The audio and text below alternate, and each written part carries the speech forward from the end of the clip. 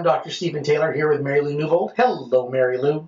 Hello, Dr. Taylor. Always a pleasure to be here. Why, thank you. You're welcome. Well, it's the second week in a row to talk about the Seahawks win as they have defeated the Pittsburgh Steelers 39-30 in what can only be called an outstanding football game. Finally, Seahawks football played the way we were used to seeing them play. It's unfortunate it has taken this far into the season to get everyone on the same page. Yeah. But offense, defense, special teams, all played well this week. The Steelers are a very good team, and they played a very tough game, but we still beat them. They did. And so let's go straight to eyes Sure. so we can get back to football. There's a lot to talk about in that regard. Very good. We had quite a conversation this weekend with some colleagues about dry eye. Mm-hmm. So I thought, that'd be a great topic to discuss. Dry eye. Dry eye. Well, yes, it is a good one to touch on. I see cases of dry eye daily in my practice, and it can only be described as uncomfortable and difficult to treat. That's true. Okay, well, let's start with the obvious. What is dry eye, and what causes it? Well, simplistically, dry eye is a condition where there is insufficient tears to lubricate and nourish the eyes. Tears are necessary for maintaining the health of the front surface of the eyes and for providing clear vision. People with dry eyes either do not produce enough tears or just have a poor quality of tears. Okay, so how are dry eyes treated? Oh boy. Well, there are many factors that contribute to dry eye. The treatment of dry eye can be as simple as just some eye drops or a regime of medication and lid hygiene. Treatments can actually become quite complicated, and they can be on-standing or, chronic.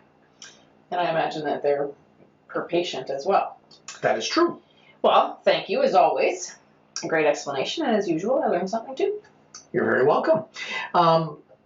We could spend more time talking about dry eye, but I want to talk a bit about the game too. So let's get on to that. What was your favorite play of the game?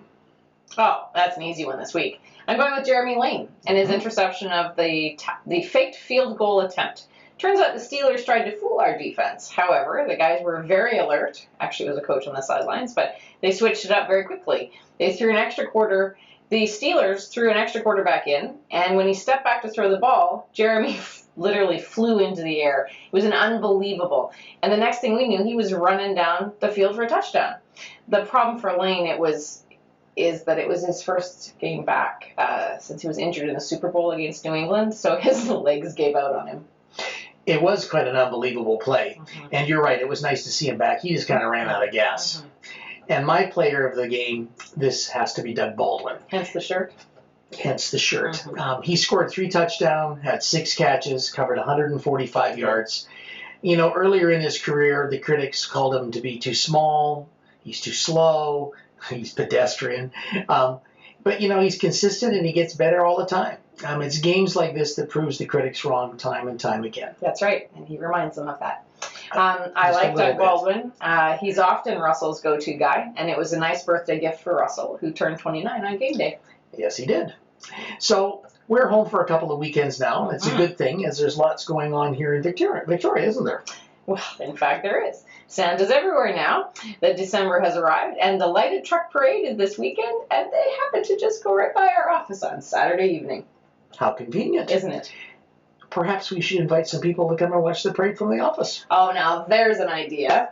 Let's have some hot chocolate for the kids and some festive snacks. We've done this in other years. So come on down to the office this Saturday for the truck parade. We'll post a few more details on our Facebook page. But come stay where it's warm and then step outside to see the parade. It'll be fun. And you know what? I think we can finish our podcast on that note. I couldn't agree more. I'm Mary Lou. And I'm Stephen. Go Hawks! Go Hawks.